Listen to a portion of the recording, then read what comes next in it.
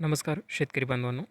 महा-डी-बी-टी शेतकरी योजना पोर्टलवर कृषी यांत्रिकीकरण तसेच प्रधानमंत्री कृषी सिंचन योजना अंतर्गत तुषार, ठिबक इत्यादी घटकांसाठी पूर्वसंमती देणे बऱ्याच कालावधीपासून बंद करण्यात आलेले होते.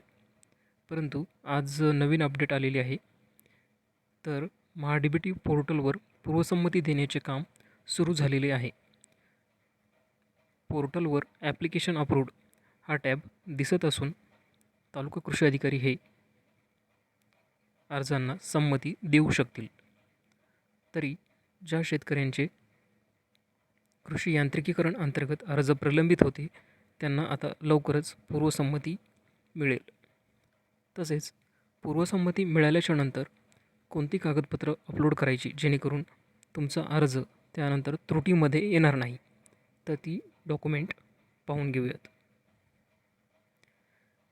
निवड झालेल्या यंत्राचे पक्के बिल, त्यानंतर डिलिव्हरी चलन, त्यानंतर कॅशलेस म्हणजेच आपण RTGS केलेली पावती आणि त्यासोबत बँक स्टेटमेंट, तसेच हमीपत्र आणि ट्रॅक्टर असेल तर ट्रॅक्टर RC किंवा RTO पर्टिक्युलर.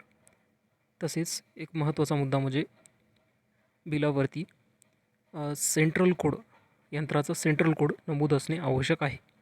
ट्रॅक्टरसाठी जर आपण लोन केलेले असेल तर लोनचे डॉक्युमेंट देखील आपल्याला जोडावी लागतील.